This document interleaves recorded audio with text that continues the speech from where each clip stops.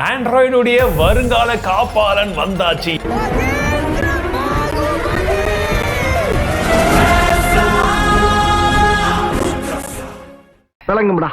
இதுல இருக்கக்கூடிய AI features தான் நம்ம எல்லா ஆண்ட்ராய்டு ஸ்மார்ட் போன்லயும் வந்து பார்க்க போறோம். அண்ட் பிக்சல்ல நம்ம எல்லாருக்குமே தெரிஞ்ச அந்த விஷயத்தை பத்தியும் பார்க்கலாம். இந்த வாட்டி 4 போனை லான்ச் பண்ணிருக்காங்க. Google Pixel 9, 9 pro, 9 pro XL and ஒரு ஃபோல்டு அன்ஃபார்ச்சுனேட்லி வரல. பட் மற்ற 2 போன் நம்ம கிட்ட இருக்கு, 9 மற்றும் 9 ப்ரோ எக்ஸல். பாக்ஸை பொறுத்த வரைக்கும் இந்த வாட்டி கம்ப்ளீட்லி ஒரு டிஃப்ரெண்ட் பேக்கேஜிங். சொல்ல போனா இதுதான் உண்மையாவே எக்கோ ஃப்ரெண்ட்லி பேக்கேஜிங் மாதிரி வந்து தெரியுது. ஒரு டிஃப்ரெண்ட் கைண்ட் ஆஃப் எக்ஸ்பீரியன்ஸுங்க, நல்லா இருந்ததுன்னு சொல்லலாம். உள்ள என்னென்ன வந்ததுன்னு நீங்க வந்து பாக்குறீங்க. இன்ஃபேக்ட் சொல்ல போனா உள்ள முக்காவாசி விஷயங்கள் இல்ல. கேபிள் கொடுத்துருக்காங்க, ஒரு சில புக்லெட்ஸ் இருக்கும், அவ்வளவுதான். இந்த ஒரு டாங்கிள் ஒன்று கொடுப்பாங்க. எங்க ஆஃபீஸ்ல போனை தவிர மற்ற எல்லாத்துலையும் யூஸ் பண்ணிட்டு இருந்தோம். இந்த வாட்டி அதுவுமே போச்சு. அண்ட் கூகுள் இந்த வாட்டி பெருசா வந்து ஆப்பிள சர்ப்ரைஸ் பண்ணுவாங்கன்னு பார்த்தா ஆண்ட்ராய்டு ஃபேன்ஸ் நம்மள தான் சர்ப்ரைஸ் பண்ணாங்க. பிரைசிங், இந்த பிரைசிங் வச்சு பாருங்க, ஒவ்வொன்றுக்கும் என்ன பிரைசிங் இருக்கு.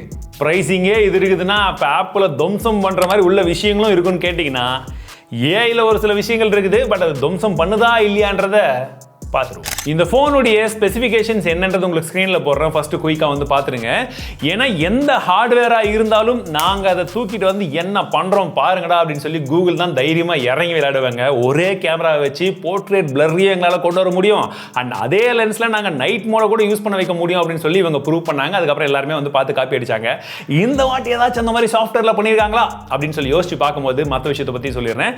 டிஸ்பிளேவை பொறுத்த வரைக்கும் போன ஜென்ரேஷன் இந்த ஜென்ரேஷனுக்கு பெரிய வித்தியாசம் கிடையாது. அதே அப்படியே தான் வந்து கொடுத்து வச்சிருக்காங்க. பிரைட்னஸ் நிட்ஸ் மட்டும் தான் இன்க்ரீஸ் பண்ணிருக்காங்க. இன்டோர்ல பிரச்சனையே இல்லை யூஸ் பண்ணும்போது. அவுட்டோர்லயுமே சூப்பரா இருந்துச்சு, டைரக்ட் சன்லைட்ல கூட. பட் இந்த வாட்டி வந்து பாத்தீங்கன்னா உங்களுக்கு அல்ட்ராசானிக் ஃபிங்கர் பிரிண்ட் சென்சார் வந்திருக்காங்க. அது செம ஃபாஸ்டா இருக்கு, நல்ல ரெஸ்பான்சிவாகவும் இருக்கு. இந்த காம்பினேஷன்ல ஸ்பீக்கரும் வேற லெவல்ல இருந்ததுன்னா இந்த பிரைசிங் சூப்பரா இருக்குமா நினைச்சோம். ஆனா இல்ல, செம மொக்கையான ஒரு ஸ்பீக்கருங்க.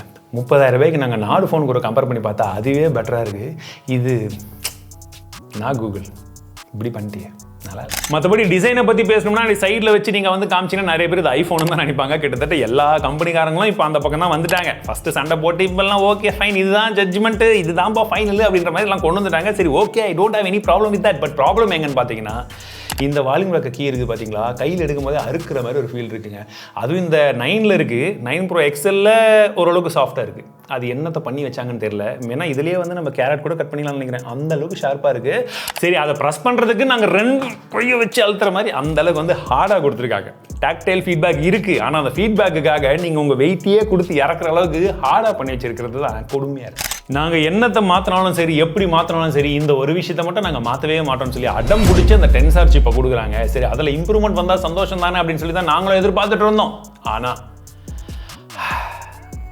என்னப்பா மஞ்சள் ஆரஞ்சு சிச்சி நம்ம கேமே வேறன்னு சொல்லி இப்போ ரெட்டில் கொடுக்க ஆரம்பிச்சிட்டாங்க.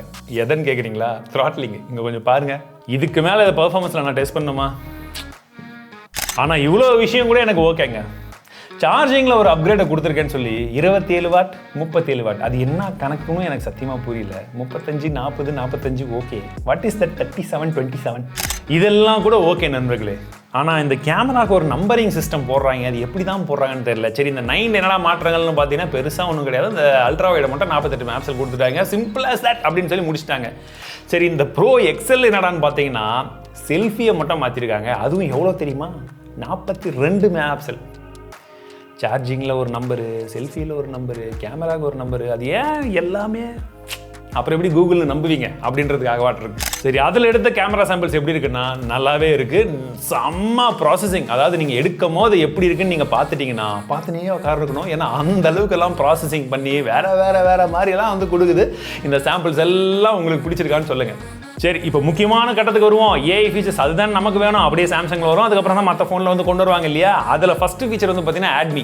இது ரொம்ப இன்ட்ரெஸ்டிங்காக எனக்கு பட்டது. ஏன்னா நம்ம ஃப்ரெண்ட்ஸ் எல்லாம் எங்கேயாச்சும் வெளியில் போகிறோம்னு வச்சுக்கோங்களேன், திடீர்னு யாருமே ஃபோட்டோ எடுத்துக்கலன்னா நம்மளே மாற்றி எடுப்போம். திடீர்னு அந்த ஒரு ஃபோட்டோவில் மட்டும் நம்ம இல்லாமல் போயிடுவோம் சம்டைம்ஸ் இல்லையா?